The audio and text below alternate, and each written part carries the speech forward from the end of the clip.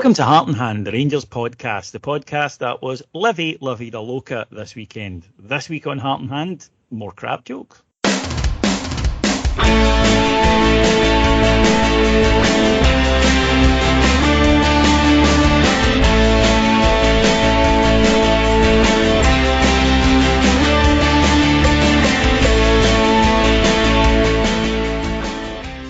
So welcome to Heart and Hand, the Rangers podcast. My name is David Edgar. I'm your host. And joining me this week, all the way from sunny Mexico, is Mr. Cameron James Bell.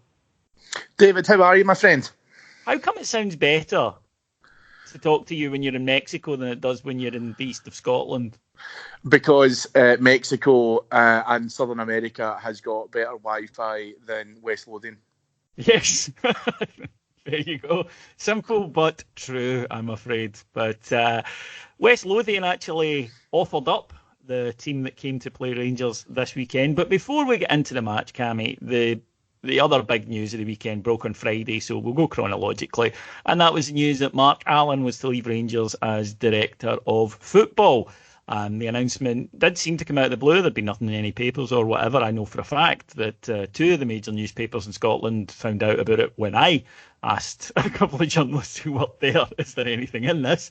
So it was pretty well kept secret. Rangers issued a statement on Friday night, a very nice one, thanking Mark Allen for all his work, suggesting that he had decided he wanted to return to England, explore other opportunities. He's been away from his family for 2 years, all very reasonable and amicable. I hate to be a cynic, Cameron, I do. You know that. I'm very much all butterflies and fluffy things and whatnot in life. But do you just get up and leave a job like that? Is there not usually some sort of notice period to help us get a replacement and all that sort of thing? It seemed a little out of the blue, very sudden.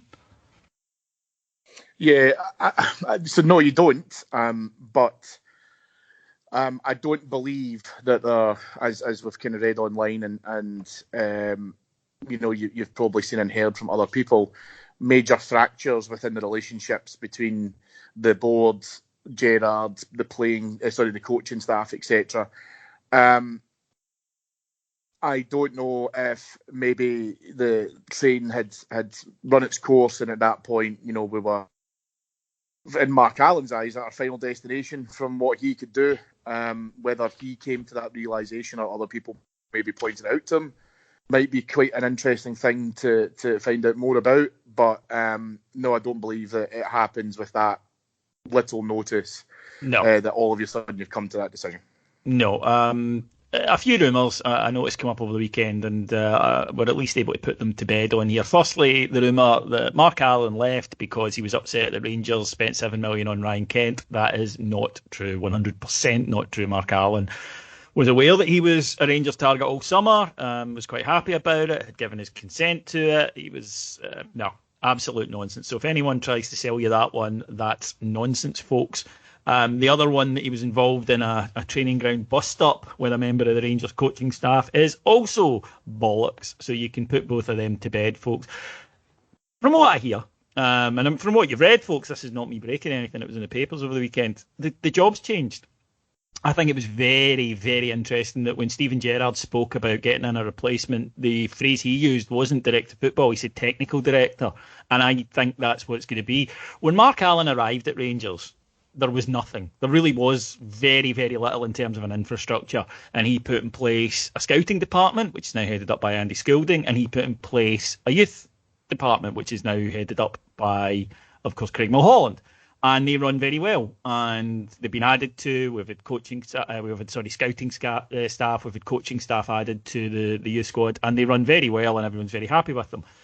And that kind of meant that there wasn't as much for Mark Allen to do, obviously. So there's the feeling that the position had almost, in a way, parts of it had become slightly redundant, and that's why, when I read things like, I wonder if we'll go for Ross Wilson, I doubt it highly. I don't think it'll be that kind of level of person that will take the job, because it will be more just an overseeing of existing areas rather than having to create anything from scratch. He did have a good relationship with Steven Gerrard. I think if you've ever been with them, though, you would be aware that it's kind of more one-sided of a relationship. You know me, Cammy. I won't date a woman that I like more than she likes me. You need to have the upper hand, and I think Stevie G was of that mindset as well. But I don't anticipate this leading to any huge fissures. Put it this way: if Steven Gerrard was desperate for Mark Allen to stay, Mark Allen, I suspect, would have stayed. So one thing that I did think was a bit odd, maybe just me, and I speak as people who listen to this will know as a huge Steven Gerrard fanboy, but he said he would probably be involved, that's the very word he used, probably be involved in the recruitment of the decision taking over the new technical director, DOF, whatever you want to call it. And that seemed a wee bit weird. Now, at Rangers, Steven Gerrard is without a doubt the most important member of staff. I mean, you could argue a football manager always is, but he is, and he's seen that way by the board. But what happens if Steven Gerrard helps appoint someone he's very happy with, very comfortable with, and then for whatever reason, be it in 2 years, he gets an offer to up move, or things don't go as well as we hope, and we have to make a change. Are we putting maybe too many of our eggs in the one basket there? It's difficult because I think typically when people's understanding of a director of football is that you are responsible as DOF as I suppose really you've got two sides of that role. The first one is that you want to be able to implement an infrastructure if one doesn't exist, or do a complete overhaul if one does and it's not fit for purpose, or the creation of one. And the second part of that is what Mark Allen did, because we had to get our house in order in terms of what was happening there. And you're right, to a certain extent, I would imagine that the objectives that Mark Allen was set when he came in, those certain objectives were finite. He was going to achieve them, or he was going to be unable to achieve them, but by a certain point they would have been completed, and then it would have been on to the next. And the next is the first part of that. I suppose that footballing ethos, that idea of, how do you play football? Because there are certain clubs who are very successful DOFs, but it's because they will implement an ethos and a style of play, a style of coaching that runs all the way through from the lowest youth ranks to the first team. We can't do that because we need to be able to go by, I suppose, a certain methodology that we are the biggest club in the country. Saturday will show you why we can't do that, because our youth teams will not go up against other teams who will just sit in against them. They won't be a Livingston. At youth games, if anyone's ever seen any Rangers youth games, are free flowing, they're back and forth. And if you play in that and expect to play in that all the way through to the first team, you'll get a very sharp shock, because you will get games like we saw on Saturday, where teams will sit in, you'll have to break them down, they'll compound, they'll frustrate, they'll do all that kind of stuff. We can't implement that idea. What we need, and what I think Gerrard is alluding to, and why I totally agree with your opinion that it will be an internal appointment, is a figurehead, if you will, a czar of all of the footballing aspects of the club that all report to one person.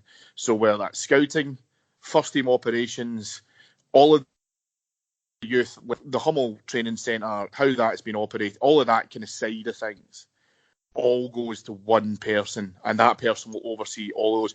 They might not have to have an overarching influence, because I think anyone who comes into that role will have to get the sign off by Gerrard, and Gerrard will very quickly have to establish whether or not he can work with that person, and there will be parameters and boundaries set. There's not anything really wrong with that, to be perfectly honest, because I wouldn't want someone who's never managed the football team to come in and start telling Steven Gerrard how to do it. But also the fact that you have to have someone in who is answerable, who will have to answer to the board if there are failings in any of these areas. When Mark Allen came in, it was so scattergun, it was all over the shop. And so he had to build an infrastructure, and he deserves credit for that, because there was nothing there. That's exactly what he should get. He should get credit for that. Now, you and I both know, David, and we both know in our respective industries, that there will be people who come in, and actually a big part of what they enjoy doing is coming in and creating that infrastructure. They enjoy putting something in place and being able to do it. And what they might do is they might build the car, but they might never drive it. And so what they want to do is they want to come in and oversee that change, set that in place, and then they might go off on their merry way. And what's interesting about reading some of this stuff in social media is this smacks of this to me of what happened at Celtic under the McCann era, and how you've always got these deluded Celtic fans who talk about, well, I don't understand why McCann didn't go beyond his 5-year plan, etc. It's because he came in and inherited an absolute shit show. And that's exactly what happened on a far, far smaller scale with Mark Allen. He came in, he's probably put the train back in the tracks, and then at that point he's then said, right, if this is no longer part of my role and this is no longer the parameters of it, would I get any job satisfaction at the back of that? Then add on the fact that he's been away from his family for 2+ years. You know, there's elements to this where you could probably understand the guy's thinking and say, well, listen, do you know what, that's about it. He has done a massive job, and he deserves huge credit for what he's done. Yeah, and I think moving forward that the job was less, and that can happen as companies change and other people. Absolutely. Yeah, diluted. That's the very word for it. There's just less for him to do, and maybe he is getting less of a buzz. But we'll see what happens with that. Let's go on to the match itself then. Rangers. Saturday 3:00 kickoff. It was wonderful. Armed Forces Day, which is always great. I've got a theory we always win on Armed Forces Day, and it's God smiling on the good people. But for a long stage, it maybe didn't look that way. I've watched the game back. I admit, Saturday I was pretty disappointed with the performance for large swathes of it, and at the end I was more sort of relieved that we got the 3 points than delighted.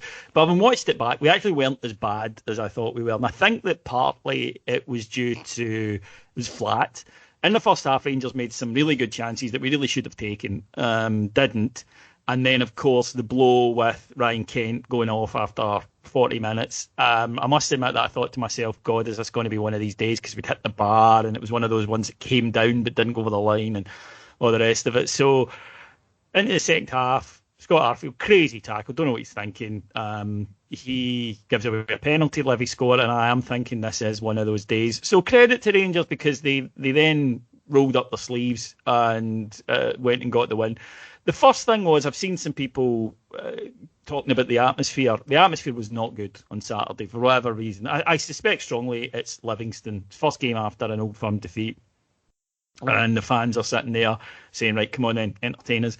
And it kind of did take the Livy goal to wake us up, which is always a bit dangerous. But this isn't new. You know, I remember playing Livingston in 2003, and it was like this. There are just some games that fans of a club our size, Cammy, cannot get up for. And we can complain about it. We can say, oh, that's bad, or it shouldn't be like that. I'm just dealing in the reality. I've been going to Ibrox since the 80s, and there are games that you just don't get the atmosphere. The atmosphere against Feyenoord on Thursday will be a hell of a lot better, put it that way. Yeah, I don't know. You're right. I mean, it could be the case that people just found it difficult to motivate themselves against Livingston. I hate saying this, but I think the international break came at the right time, because it gave us a chance to breathe.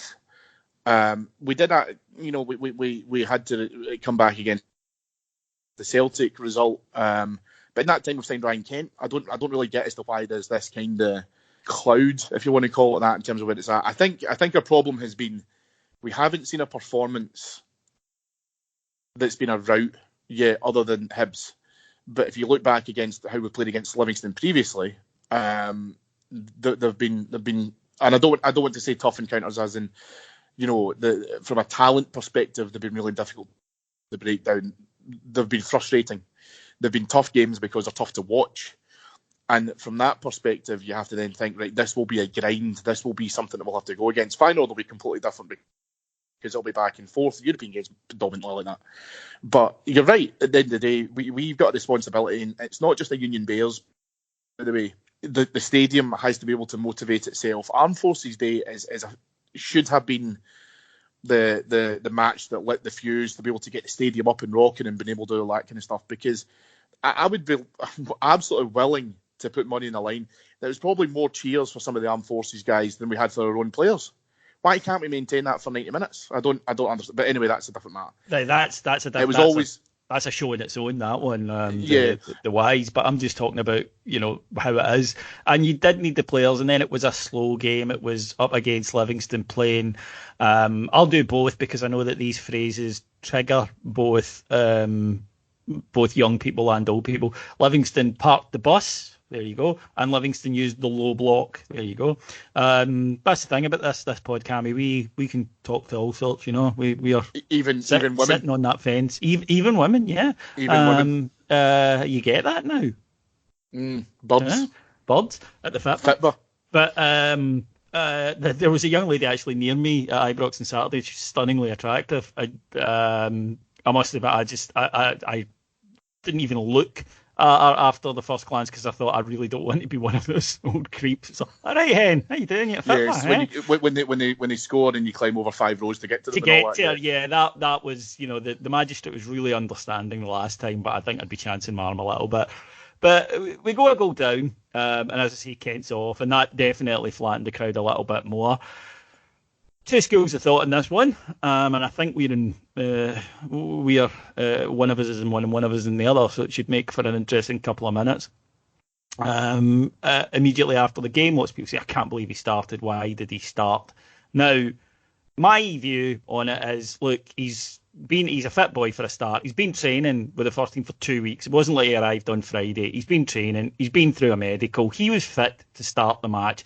We're always being told the only way you get fit is by playing matches. The only way you get match sharp, rather. Big game on Thursday. The idea was to play him for an hour, which seemed sensible. Ryan Kent had 2 hamstring injuries last year. Ryan Kent gets hamstring injuries. It's unfortunate. It's just the way his body is. It could have happened at any point. I think it's a wee bit looking back with 2020 hindsight. However, there is another school of thought, and I think you're in it, so I will pass the baton to you. He shouldn't have started him. I think that there's 3 primary reasons for that. The first thing is you don't have to be a dyed-in-the-wool football manager to know that proper games are not training. And if you look at the run, because I've watched it a few times now in terms of the overall game and also this particular incident, when you see Kent running for it, the actual ball he's chasing, there's not much on at all. He's trying to go through for a 1-on-1, but the defender has the ground on him, and he's trying that hard. That's what pulls his hamstring. The second thing is that I would rather have played him once we had an assessment of the game and we could see what's happening now. Were you to tell me at the start of the game, by the way, Livy will just sit in today and they'll play one guy up top and they'll just try and pop balls to him, none of us would have been knocked over at that astounding statement. What would have happened would have been that if they had sat in, and I don't think necessarily we come out the traps flying at the start of the second half. I think that the penalty gives us a kick up the arse, and then at that point we then started having a degree of urgency because, like the atmosphere, the players I think were a bit flat in the first half. The introduction of Kent gives the stadium a pop. It gives the stadium a lift in terms of being able to try and do that. And the third thing is that, let's say, it's not in that scenario. We're not sitting at 0-0 or we're sitting, in a quite a tight game. Let's just say it's completely open and we're 3 or 4 up at that point. Kent can go and do whatever he wants, and he doesn't have to have the degree of urgency of trying to break a deadlock. Yeah, but so it could still happen. Of course, it could. That's it my could have happened at any point. I think you can say you don't think he should have started for football reasons, and you've spelled that out. I don't think it's fair to say he shouldn't have started because he got injured. I think that's, as I say, looking back on it. I think you have to say that, and this is again the trouble with hamstring injuries, is that when you've got players, particularly young players, and Michael Owen was another player he was particularly acceptable. Is because they want it so badly, they probably push themselves slightly more than they should. And that's what caused the injury. What you can do is you can actually, but it's evidenced when he comes off the park and he's virtually in tears. He was very upset. Yeah, I mean, he was a big day. I totally get it. And he's a goth. Yeah, they're quite emotional types. Emo, that's where that's where that comes from. Emo, yeah. But you've got to remember, David. Totes Emosh, at the game on turn. I think it was just a pain in the hole really for everybody, especially Ryan Kent, because we want him fit, we want him playing. It was just really frustrating.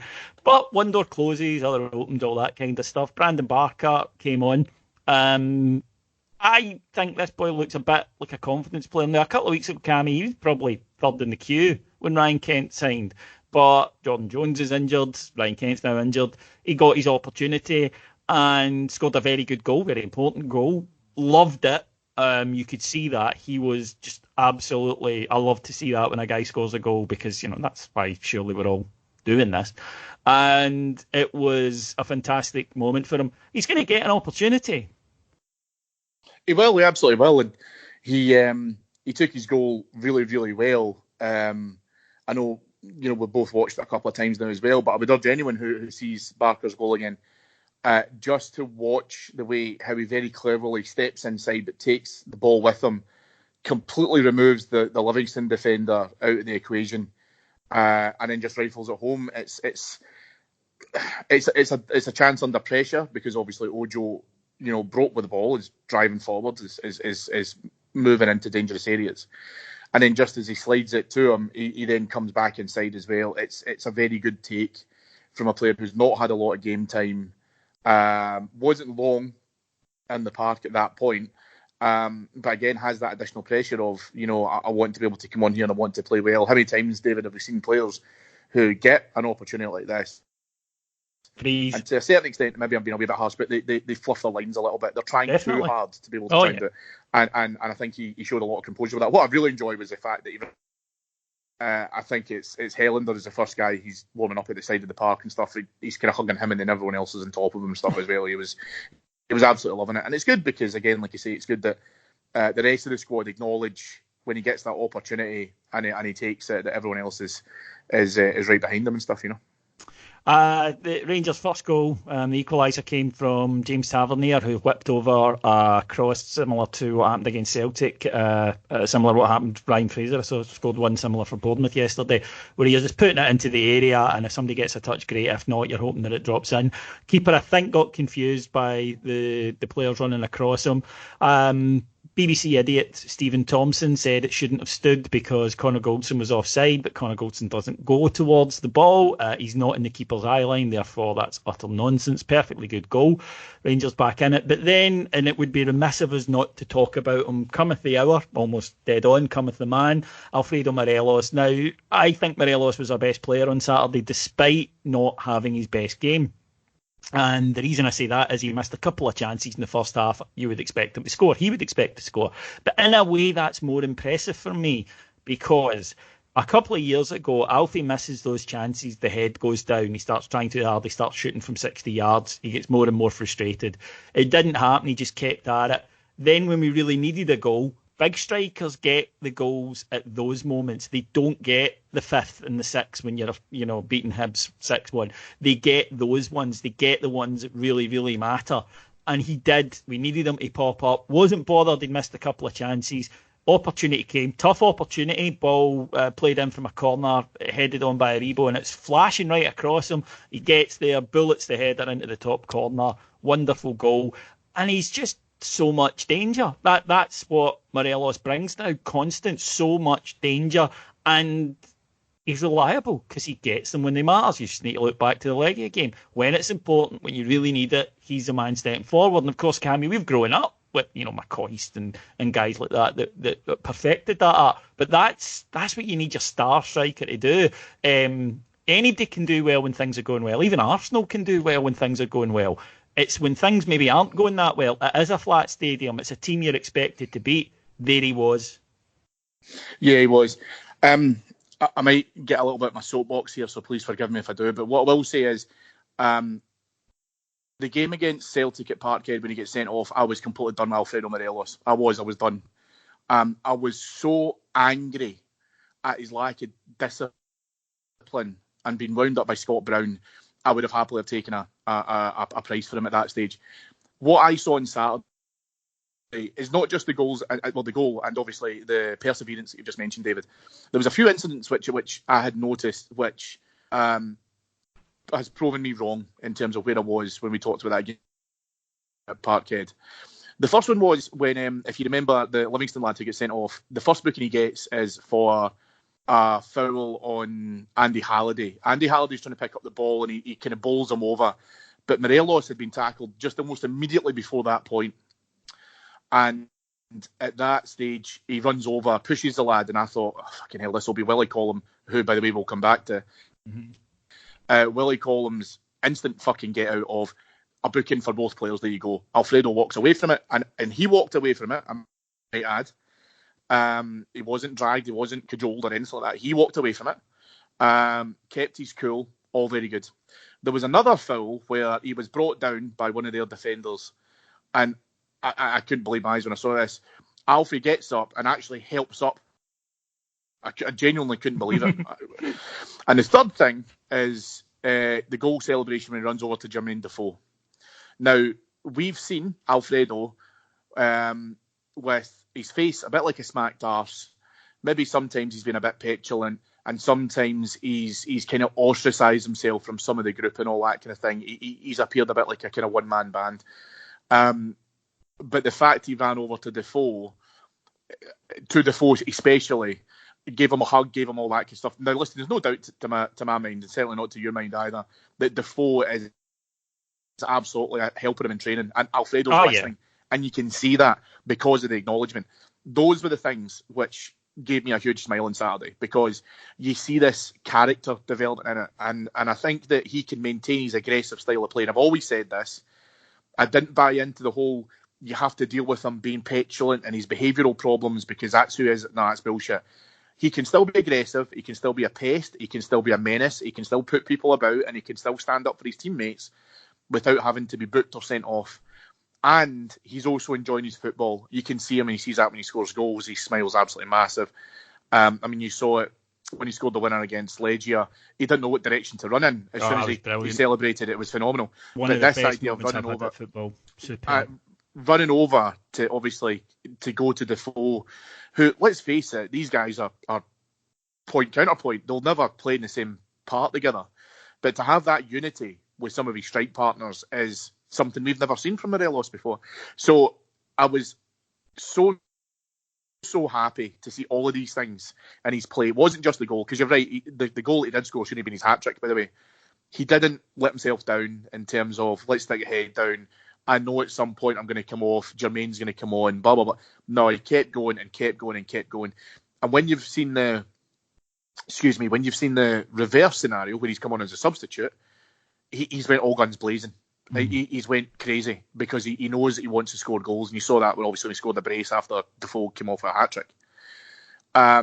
So this is what I love now about Alfredo Morelos. This is the player who everybody can get behind. He's loving his football. He's loving what he's doing. He's loving the other players within the team and being part of that squad and stuff as well. And you're right, his determination to get a goal after missing a couple of chances means we can rely upon him so much more now. We don't have to have that slight worry or that kind of eek factor in case anything happens or he sticks his head in or whatever. He's loving what he's doing at the moment, and it's just great to see.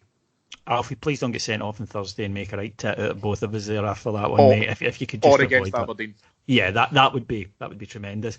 And then 3 points, not the best performance, but what I would say is that these are games we know we didn't win last season. It was that simple. These are games, certainly, I think going 1 down, we would have at best got a point from. And I think that the team now, you can begin to trust them a bit more to overcome things like this because, it was a last-minute goal at Killie, but they got it. Yeah, it was 1-0 at St Mirren, but they got it. They had to go a goal down and come back, but they got it. And these are wins that help you towards the title, because we'll have a patch of really good form. There's no doubt about it. We're a good side, but when things maybe aren't flowing, then that's when you need to get the result. So I was very happy with that aspect of it. The results you're talking about, David, as well, and let's not underestimate this as well, or undermine it rather, are all coming from set pieces. Kilmarnock, St Mirren, and Saturday all pretty much came about out of set pieces. The only one really was Barker's, which was from open play. So quite clearly we're evolving in terms of the importance of our set play pieces. The goal against Celtic that Tavernier scored, and also the free kick, virtually like for like. I mean, they're virtually identical, but they came because we are penetrating and getting free kicks 20, 25 yards out from goal. Whatever angle. The corners that we scored against Livingston and scored against Kilmarnock are coming about because we're continually attacking, and the opposition having to concede corners, and we're damaging them from them. So it's hugely, hugely important to part of our play now, and it's great to see that we're taking advantage of it. And as you say, last season we were dropping those points, 100%. Yeah, and look, when you're up against packed defences, set pieces become much more important, and that's exactly what happened, and we got the result from it. So before we move on to Thursday night, it's going to be a big match for us, of course, huge match for us, really exciting match. You mentioned Willie Collum there, and I think I know people might get a bit off, Dave, why are you banging on about the referee? Because I think it's a bit trite to only mention a referee when he's cost you points, which has happened to Rangers a lot. But I think that when you win, then you can't be accused of sour grapes. And this is not sour grapes about the weekend. Willie Collum managed to be very bad for both sides, despite awarding a red card against Livingston, which obviously benefited us, despite awarding a penalty to Livingston, which obviously benefited them. And funnily enough, I think he got both those decisions right. But for both teams, he was awful because he needs to make the game about him. Everything has to be about him. There were 2 times, because of where I sit in the main stand, there were 2 times in the second half where he gave decisions that he couldn't see, and I looked immediately to the linesman, and the linesman wasn't up with play to see it either. He guessed. And that is, I think, a stain that we see that spreads across Scottish referees. They don't give what they see. They give or they are affected by, should I give that? Oh, it's Rangers at home, I don't want to look. All of these factors that shouldn't come into their decision making, Yes, he sent the Livingston number 9 Dykes off. He should have sent him off before. At one point, it was a high ball up to him. He put his arm up and all but caught it, but brought it down on it, and it led to a chance. And he didn't even give a free kick because he realised, if I do that, I'll need to book him and he'll go off, and I don't really want to send him off for that. Later on, there was an elbow. Could have been a straight red. It was certainly a second yellow, and he did send him off. Fair enough. But this is not just from a Rangers point of view. From an actual football point of view, there was one point when Andy Halliday has, in my opinion, got very, very, very lucky with the ball that was disallowed when the Livy boy took it off him.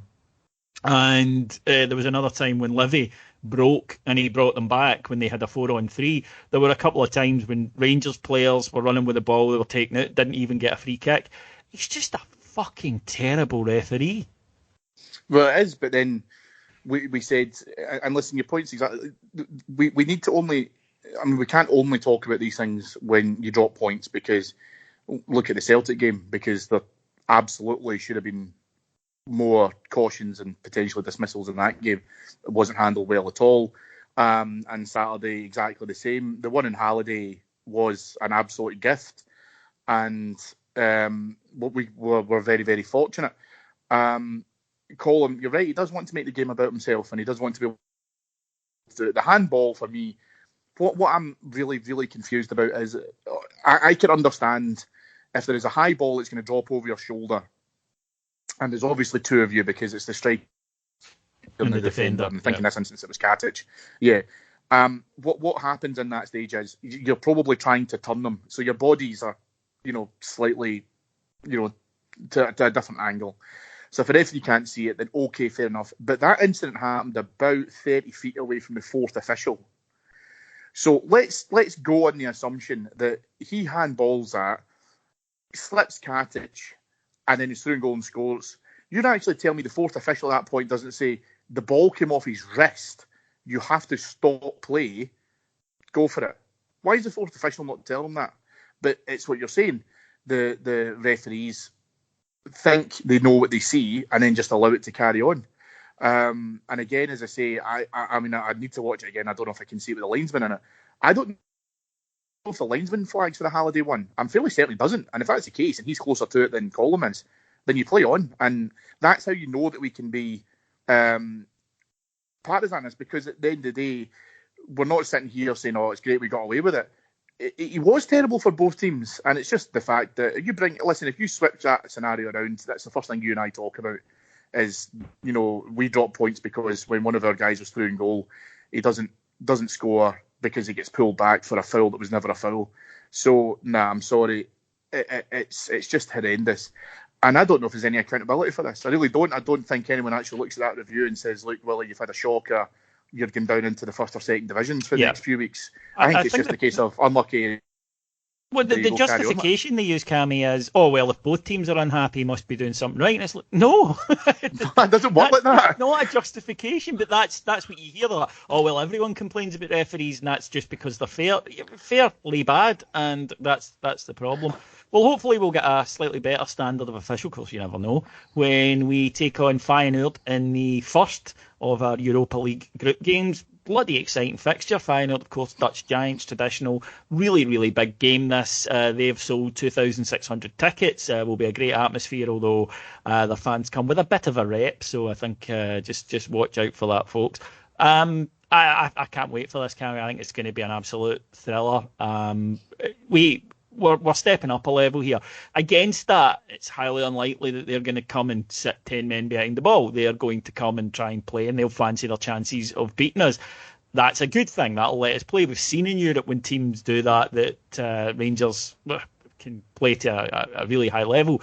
But what it will also have to mean is this is a team who keep the ball well. I watched them, some of the highlights of their game of the weekend. They keep the ball well, technically excellent, as you would expect from a Dutch side. Their star man's a guy called Steven Berghuis, I think you pronounce it. Excellent player, really, really talented footballer. If the defence isn't 100% on it, they will punish us. Yeah, absolutely. I couldn't agree more. The likelihood obviously being that we rested Barisic because he'll start on Thursday. I've got more comfort with that. It's a great lesson. What we have to do, we have to remember a few things. The first thing is it's a brilliant test for us. You only get better by playing against better opposition. And Feyenoord will come with no fear. I know you're saying that there's a 2,500 allocation. There are rumours that in protest because of some of the unfair ticketing pricing, that they're only going to maybe bring over about 1,000 or so, I think. But irrespective of whether it's 1,000, 2,000, 3,000, Ibrox will hopefully be and should be a cauldron of noise to be able to spur the team on with that. The thing I would say, right, and this is my second point where we need to also remember this, is it doesn't matter who's in front of you. You have went through a huge gauntlet in order to be able to try and get to this stage. You have earned it, and you're not a top seed who's just dropped in, and all of a sudden you're going to have to play against these guys, and it's a bit of a kind of gimmick. You've worked your arses off to be able to try and get here.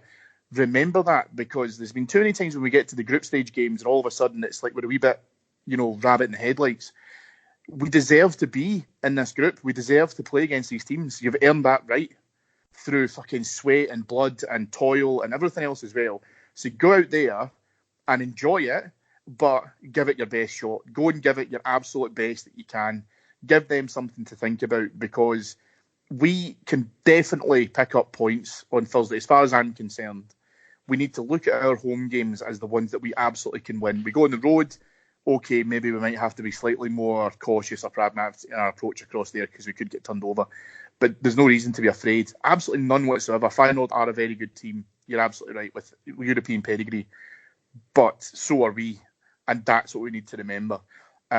So I don't think Feyenoord will enjoy coming over to play us. I don't think they'll take it easy and think it's a bit of a shooting in. I absolutely want to make sure that those concerns are justified. They did not want to draw us out of that fourth pot. I mean, don't get me wrong, they won't be panicking. I'm not suggesting that, but there were a lot easier teams in that in our pot than us. And that's something I think we need to bear in mind when we come to take them on. But very much looking forward to this. You can't beat European nights. Ibrox are absolutely sensational. Right, folks, that will do us then for this episode of Heart and Hand. Just time to plug a couple of things. You may have seen, by the time this reaches you, I'm sure there are stories online with quotes from George Alberts about his time at Rangers. Rather than wait for the papers, why not go to our Patreon site where you can hear Martin Ramsey's interview with George Alberts, and you can get there before the papers go and strip the stuff out of it. Just $1.99 per month to sign up on Patreon. It's patreon.com/Harp in Hand. And we will bring you loads of top quality interviews all throughout the year. We've had so many legends: Archie Knox, Richard Goff, Andy Gray, Mark Haitley. Yes, we honestly, you wouldn't believe the amount of fantastic interviews we get. We've also got Arthur Newman, who will be interviewed next week. And I'd like to thank our friends at 5 Stars Limited, the promotions company, and ask you to do us a favour and go and follow them on social media. It's at 5, the numeric 5, Stars Ltd. They are the people who make it possible for us to get access to these players, and we are very, very grateful to them for that. So they've scratched our backs. Could you go and scratch theirs? Go and follow them or search for them on Facebook, and you'll find all their events, some wonderful events happening all over Scotland. Just time then to thank our executive producers in London, Mike Lee and Paul Miles, and to thank my guest from the sunny shores of Central America, Mr. Cameron James Bell. Thank you, David. A pleasure to talk about the Rangers as always. I'm just sorry I had to leave the continent in order to get away from international football. Has that effect on all of us, buddy? Don't get me wrong. Right, folks, thanks very much. I'll be back next Monday. Until then, you have a great week. Take care. Bye-bye.